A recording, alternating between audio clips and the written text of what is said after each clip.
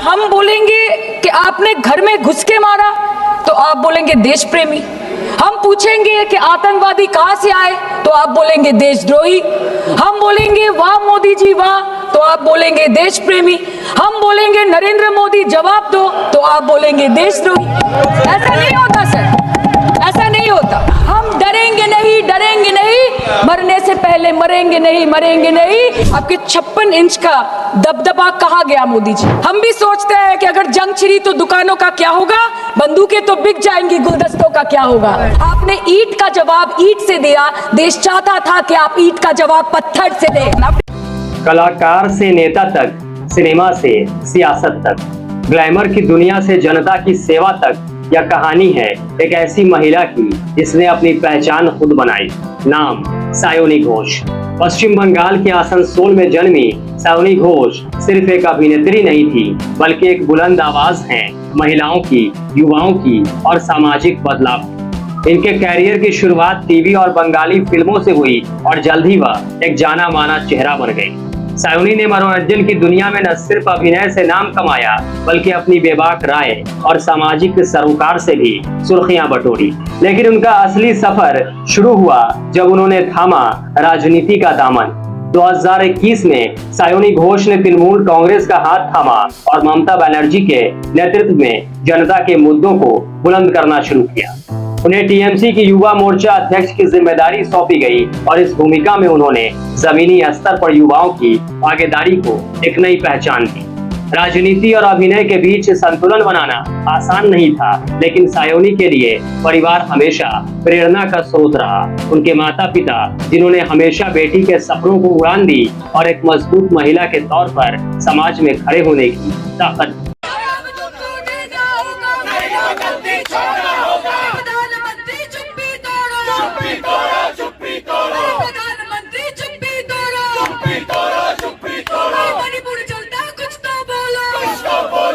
भारत माँ को जवाब दो, जवाब दो, जवाब दो।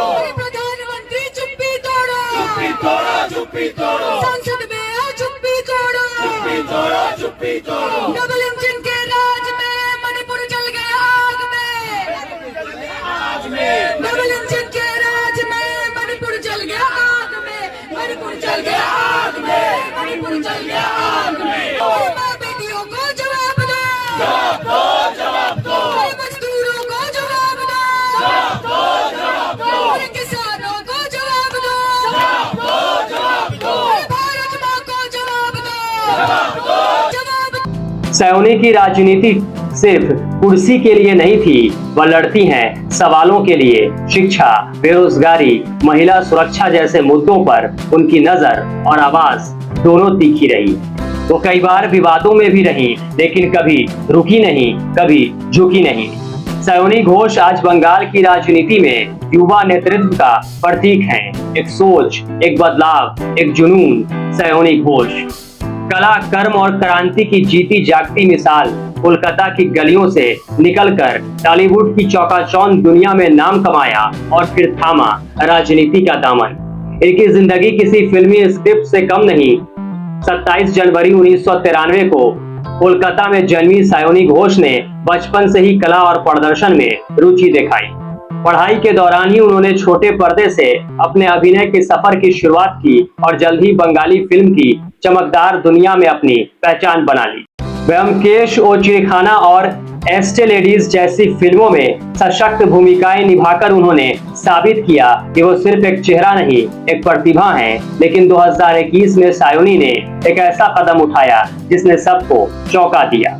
उन्होंने थामा टीएमसी का हाथ और शुरू किया एक नया सफर, जनसेवा का। पहली ही बार उन्हें टीएमसी की युवा विंग का नेतृत्व सौंपा गया।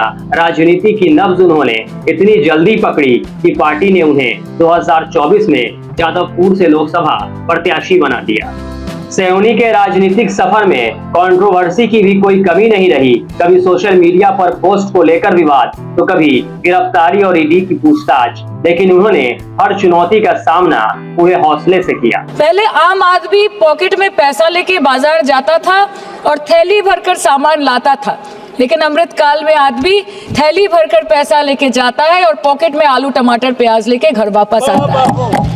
सर, माननीय वित्त मंत्री ने पहले कहा था कि बहुत हो गई महंगाई की मार, अब की बार मोदी सरकार।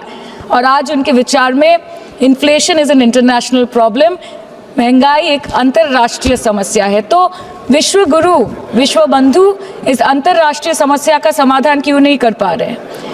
Ma'am, 74% of Indians are unable to afford a healthy diet.